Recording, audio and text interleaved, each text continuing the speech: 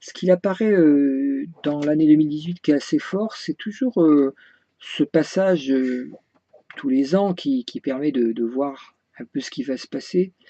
C'est le passage du Soleil sur Pluton en Capricorne, euh, qui est puissant en Capricorne parce qu'à chaque fois que Pluton passe dans un signe, il détruit en fait toutes les idées précédentes, les concepts précédents qui étaient dans ce signe. On sait qu'en Scorpion, il a créé en fait dès son entrée en Scorpion, il a créé le SIDA comme maladie, ce qui a arrêté en fait le grand. Alors, plutôt en Balance, il a bousillé le couple traditionnel en créant la liberté sexuelle. Après, en Scorpion, il a créé le SIDA avec à la fois des réclamations de groupes gays homosexuels qui revendiquaient leurs droits du coup, tellement à travers le SIDA, ils se sont retrouvés ostracisés, on va dire. Donc ça a créé une grande crise dans tout le domaine de la sexualité, et on peut dire que le mariage pour tous est un peu une suite du passage de Pluton en Scorpion. Pluton en Sagittaire, il a fait exploser toutes les notions de religion et de politique, c'est-à-dire tous les idéaux, les idéologies. Voilà, pendant à peu près une douzaine d'années. Depuis qu'il est en Capricorne, donc on a une explosion, enfin une destruction, pourrissement de la notion de pouvoir, de structure, d'organisation. Et donc le grand, on a d'un côté la mise en place de la grande organisation, le nouvel ordre mondial, quoi, qui est désiré par deux types de gens très différents. Alors dans les sites un peu complotistes, on a très très peur de ça. Le nouvel ordre mondial, ce serait forcément le truc catastrophique dans lequel il y aurait un gros Big Brother qui contrôlerait tout ça, qui serait déjà au pouvoir à travers les Illuminati et tout ça.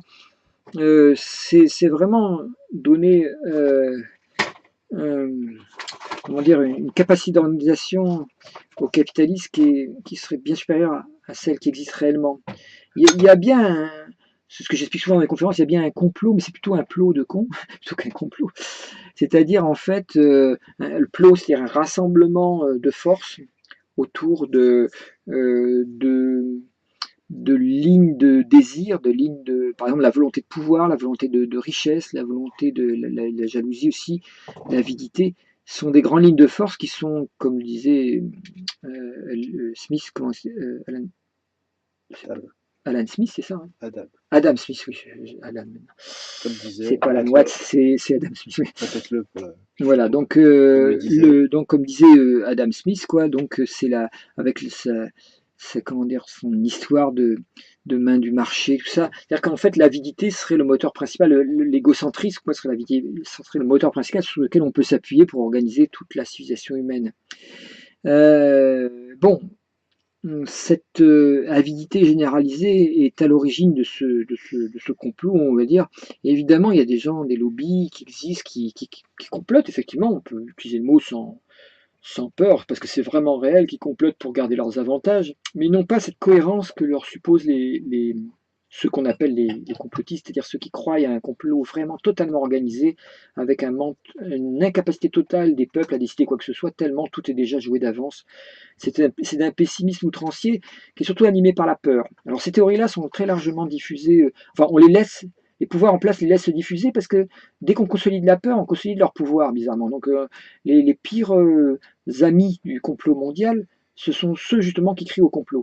Puisque en générant la peur et l'impuissance, l'apparence d'impuissance, ils favorisent en fait le fait que cette organisation de pouvoir est bel et bien lieu sur le dos de tout le monde, parce que dès que les gens réagissent, dès qu'ils revendiquent leur propre pouvoir sur leur propre vie, et qu'il y a comme disait je ne sais plus qui, enfin c'est Amnesty International, je ne crois pas que ça vient d'eux, c'est la liberté d'expression ne s'use que si l'on ne s'en sert pas, c'est-à-dire que c'est les droits de l'homme de même.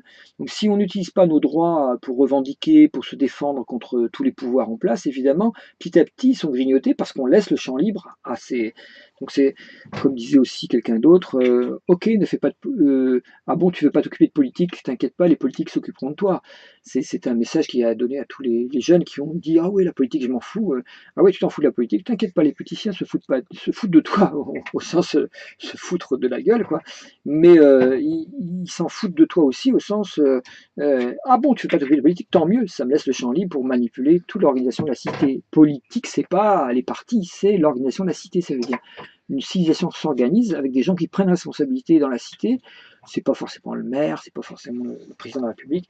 Il peut y avoir d'autres pouvoirs alternatifs, associatifs, des organisations non gouvernementales qui ont un pouvoir extrêmement fort, citoyen, donc des organisations citoyennes ou écologiques aussi, qui sont extrêmement importantes et qui commencent à remonter. Et c'est ça la vraie politique, c'est la capacité de s'investir dans l'organisation de la cité future, quoi. Il y a le mouvement des villes en transition, etc., qui sont des bons exemples de ça, ou le mouvement de Pierre Rabhi avec l'agroécologie, qui est connu en France, mais qui est connu beaucoup en Afrique surtout, où il a essaimé parce qu'il a permis d'éviter des catastrophes écologiques sur des terres très arides et déjà endommagées par le changement climatique, la sécheresse.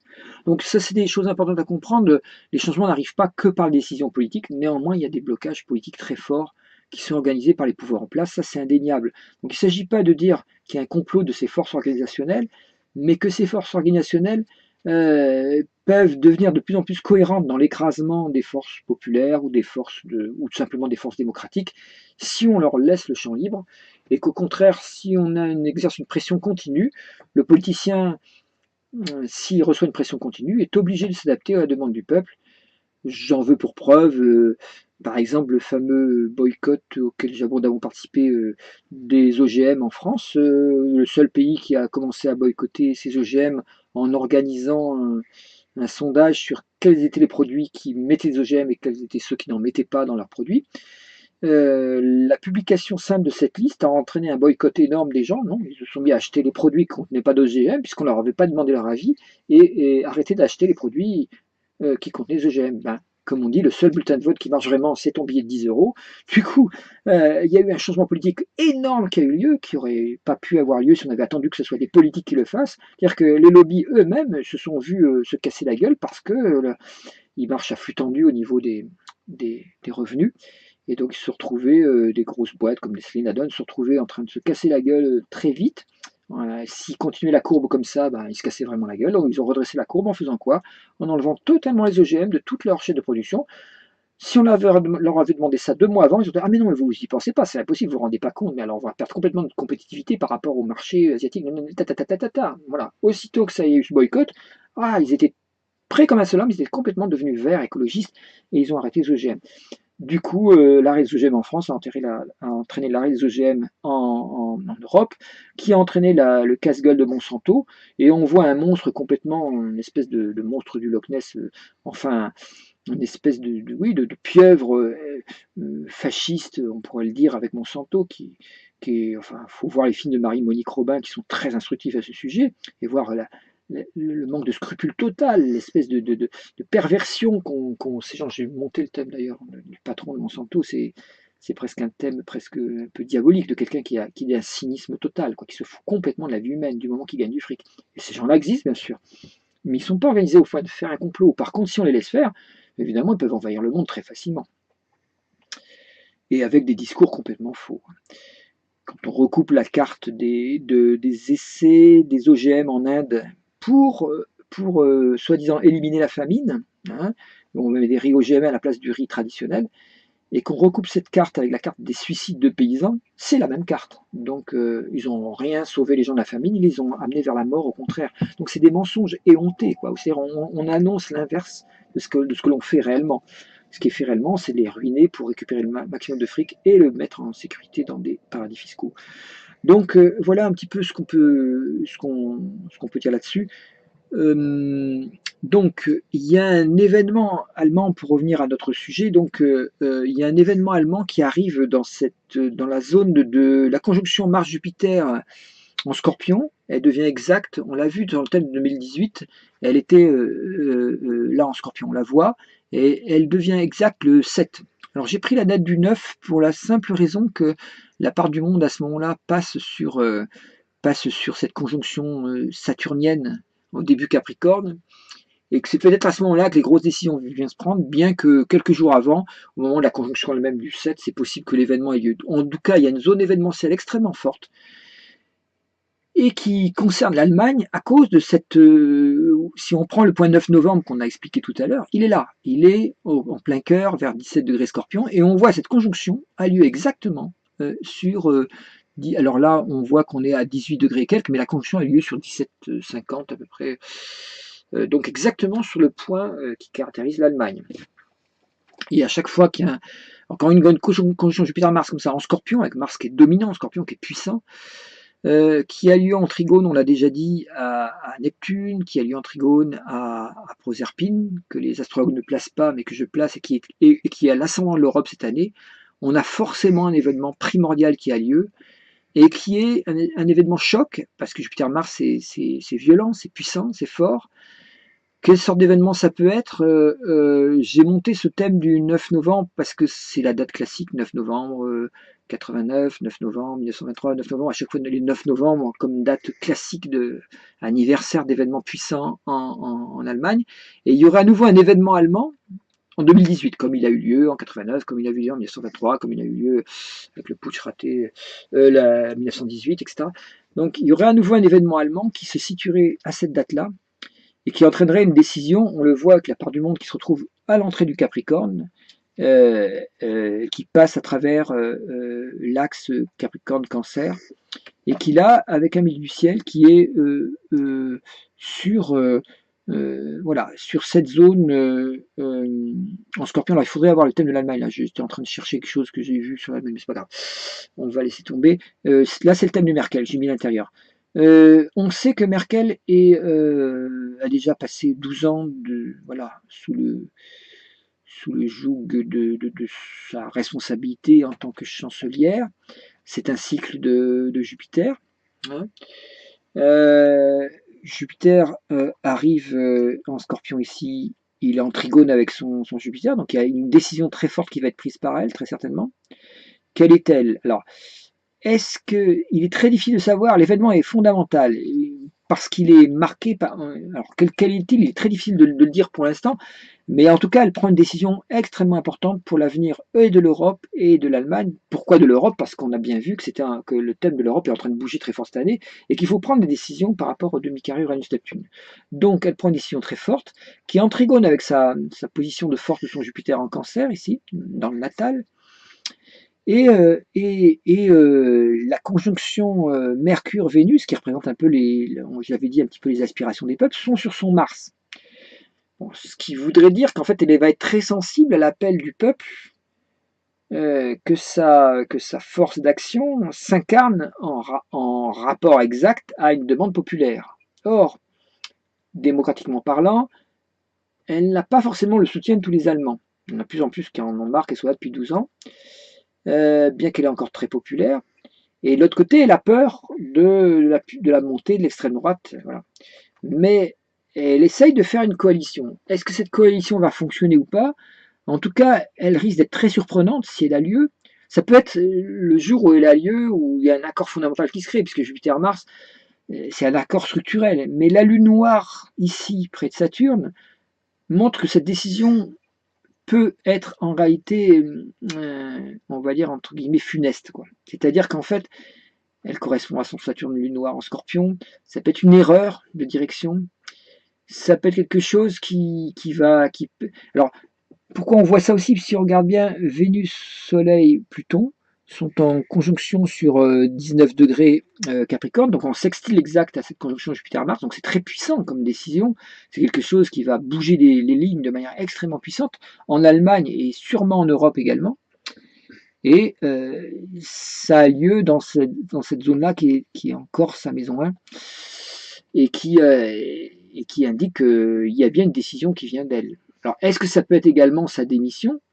Si elle n'arrive pas à faire de coalition, il est possible qu'elle dise « je n'ai pas envie en tant que démocrate ». Alors, ça c'est son côté très démocratique qui est dû à cette énorme conjonction en Cancer, commandée par l'ascendant Sagittaire, dont le maître est Jupiter au milieu, là, et qui fait qu'elle incarne avec son Uranus une personnalité un peu autoritaire, mais qui est voulue derrière par le Jupiter en Cancer, c'est-à-dire l'ensemble des désirs du peuple. Si elle ne sent pas le peuple derrière elle, il est possible que Mars, elle jette l'éponge, c'est-à-dire qu'elle se dise, ok, moi, si on ne me suit pas, si je risque d'être remise en question à chaque décision que je vais prendre parce que je ne représente plus le peuple allemand, autant que je laisse la place. Donc ça peut être une décision aussi bien de démission qu'un accord trouvé, mais en tout cas, quel que soit ce qui va se passer, il est certain que c'est à cette date-là que ça se passe. L'astrologie permet souvent de trouver les dates des fois plus que l'événement lui-même. Et la Lune qui arrive là-haut, à la date du 9 qui arrive sur son milieu du ciel, indique bien que cette décision va être connue. Elle va être prise le 7 peut-être au moment de la conjonction, mais en tout cas elle va être connue très certainement aux alentours du 9. Là, la date, si on met la part du monde à l'ascendant, c'est ma technique de prévision qui est assez concluante expérimentalement. Il faut la placer donc à 6h26 TU à Berlin. Et donc, on voit à ce moment-là, voilà, ce milieu du ciel en Scorpion qui met en valeur Jupiter-Mars, Saturne sur l'ascendant, et cette Lune qui arrive exactement à ce moment-là sur son milieu du ciel, indiquant, et sur son Neptune, indiquant possiblement une direction de vie. Alors, Lune Oméa, on retrouve l'idée de la mer. Hein. Oméa, c'est la mer nature, et la Lune, c'est la mer au sens balance, c'est-à-dire celle qui rassemble le plus possible le désir de ces petits poussins allemands, la mère poule. Et là, en maison 9, elle va servir dans cette image-là, mais pourquoi faire?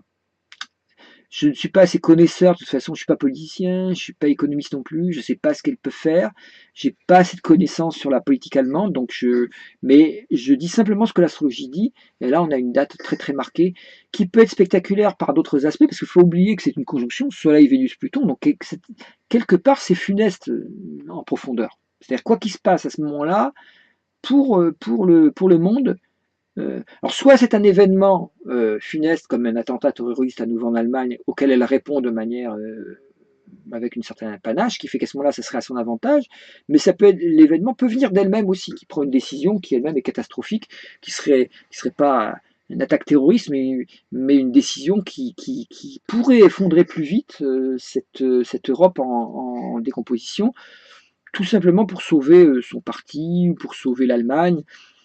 Voilà, on aurait la suite des dominos entre le Brexit, la Grèce, le pays catalan avec la réaction de l'Espagne. On aurait une suite de dominos où l'Allemagne, qui est vraiment avec la France le cœur vivant de l'Europe, quoi. Enfin, c'est pas le cœur, on avait dit que tout à l'heure c'était plutôt le ventre puissant de l'Europe, qui tout d'un coup prendrait une décision qui pourrait peut-être pour protéger des actionnaires, enfin je ne sais pas qu'est-ce qu'elle peut être, mais qui irait peut-être dans un sens funeste pour la poursuite de cette Europe qui devrait se régénérer normalement en 2018 avec des idéaux nouveaux.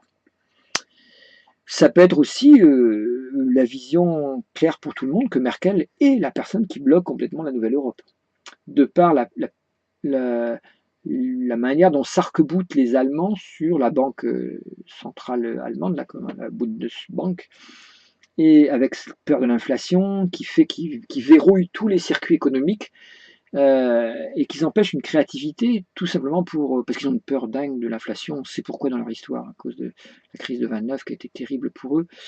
Donc est-ce que ce pouvoir des banques sur l'Allemagne que Merkel représente en partie, qui serait en fait l'événement difficile. Évidemment, je pense que, étant donné qu'elle est de droite, elle prendrait parti pour une. Alors, il peut y avoir aussi Macron qui intervient là-dedans, puisque Macron est Capricorne, il est Sagittaire ici à la fin, il va avoir envie de parler à ce moment-là. Le Mars de Merkel est conjointe au Soleil de Macron, donc il peut y avoir, malgré que c'est des gens qui sont sympathiques avec Jupiter en Cancer tous les deux, ils ont une possibilité de conflit, dans le sens que Macron a pour objectif d'essayer de modifier l'Europe en respectant un néolibéralisme doux à la Hollande, quoi. En fait c'est un peu la suite de Hollande, mais en ayant une puissance de volonté avec son ascendant Capricorne beaucoup plus, enfin c'est rien de dire, de toute façon c'est pas difficile par rapport à Hollande, c'est pas difficile d'être plus puissant que lui au niveau de la volonté de changer les choses. Mais bon, il pourrait avoir cette volonté de relancer une Europe plus idéaliste avec son Sagittaire, et le Mars, ça peut rencontrer le Mars un peu volontaire, mais avec une volonté de puissance assez forte de ce Mars en Sagittaire de Merkel, qui elle peut être arc-boutée sur des positions beaucoup plus, mine de rien, intéressées, quoi. Intéressé au sens presque un peu nationaliste du terme.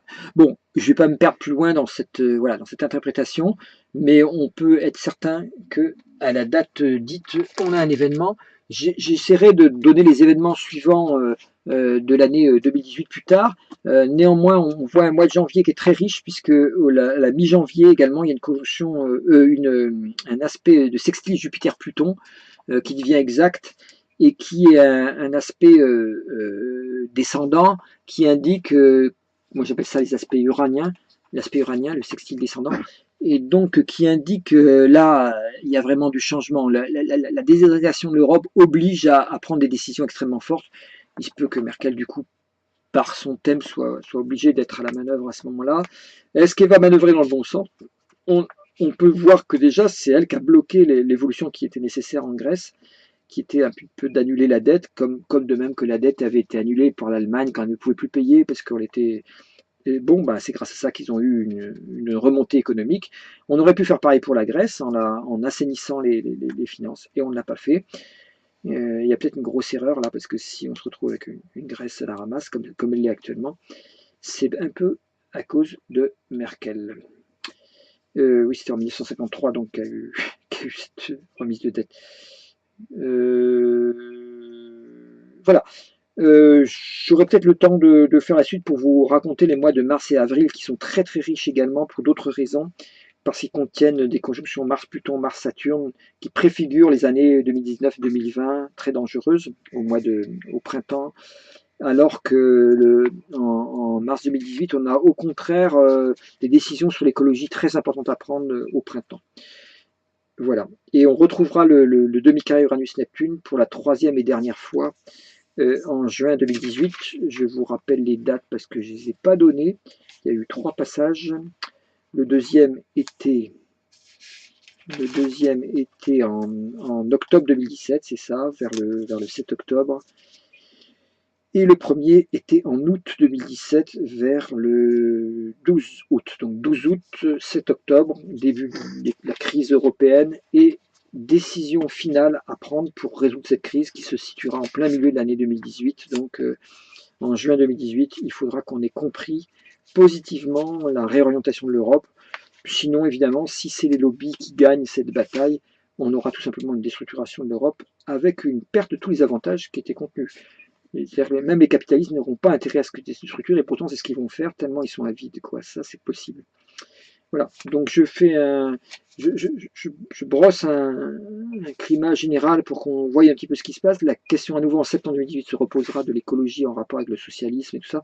Et puis une dernière fois, on aura un dernier passage, c'est le dernier ou c'est l'avant-dernier?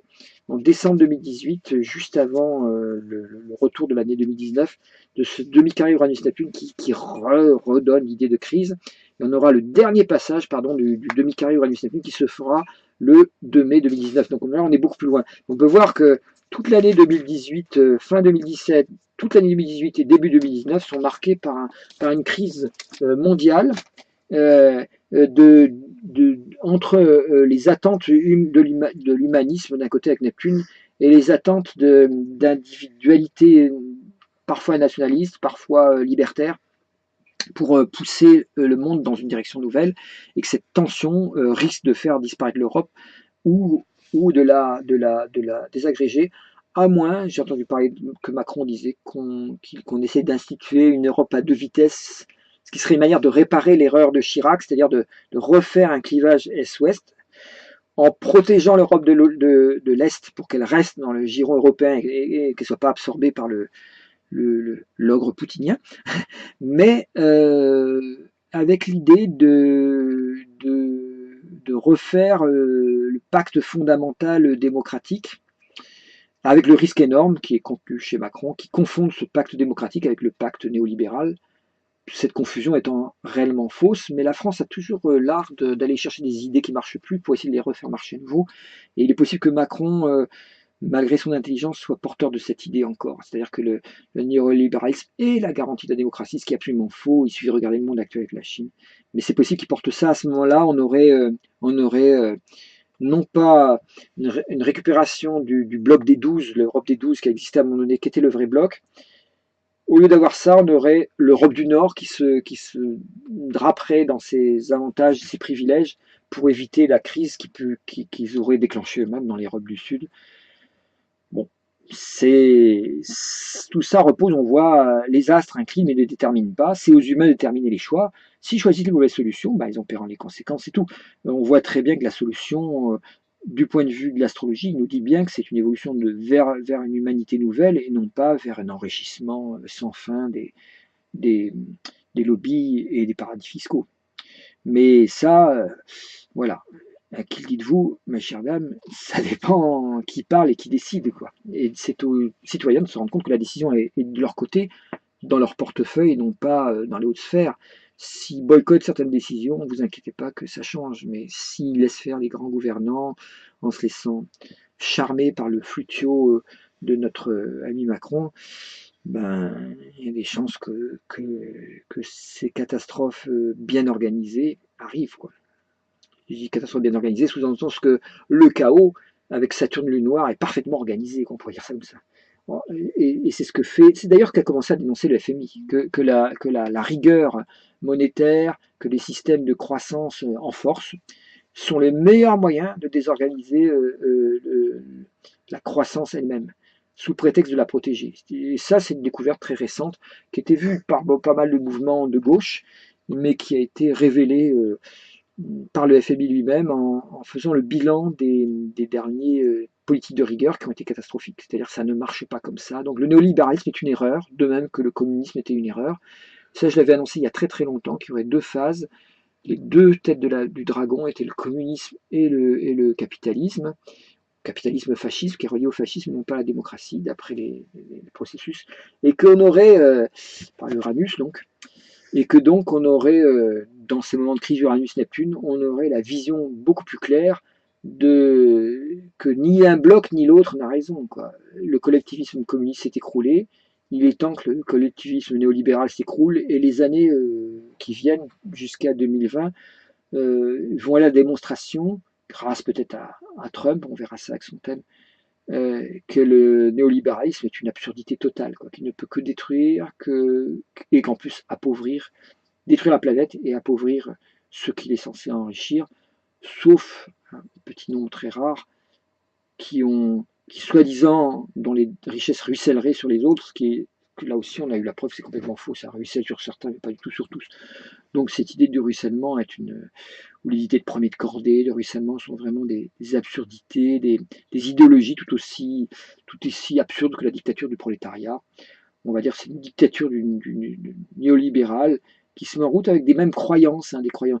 Comme je disais tout à l'heure, quand la religion vous la chassez par la porte et revient par la fenêtre, il y a une religion du néolibéralisme qui est contenue dans certaines croyances comme ça, ce qui fait qu'on s'arc-boute sur le droit de la presse, sur la protection des médias, la démocratie, en croyant que c'est la même chose de défendre ça que de défendre les lobbies ou de défendre le capitalisme. Non, c'est pas du tout la même chose, mais on va commencer à le savoir réellement dans ces années-là. Voilà, c'est très important à comprendre. Et ça sera la fin des deux têtes du dragon dont parle l'Apocalypse, c'est-à-dire le dragon communiste contre le dragon capitaliste. Ce sont deux destructions de l'humanité par le collectivisme. Et ça, il n'y a pas photo. Quand ces deux têtes de dragon arrêteront de s'opposer, les raisons de guerre s'arrêteront également, et on aura une possibilité de paix par l'humanisme généralisé. C'est pas encore demain la veille, mais il faut attendre encore une bonne dizaine ou une vingtaine d'années. Mais c'est dans ces années qui viennent qu'on risque de passer vers le pire ou le meilleur, c'est-à-dire soit vers des gens qui s'arc-boutent sur des pouvoirs très injustes et qui peuvent déclencher une guerre mondiale. C'est pas impossible que ça ait lieu quand même, on le voit avec Trump, docteur Folamour. Mais par contre, si les peuples et les citoyens surtout prennent en main leurs droits et qui bougent suffisamment, il se peut que ces institutions énormes et un peu écrasantes soient remises très fortement en question et qu'on avance vers une autre solution plus souhaitable pour toute l'humanité. Parce que l'Europe sera le modèle possible pour toute l'humanité si on passe ce cap. Puisque c'est le seul modèle collectif qui a été construit au moment de la conjonction Uranus-Neptune dans le début des années 90.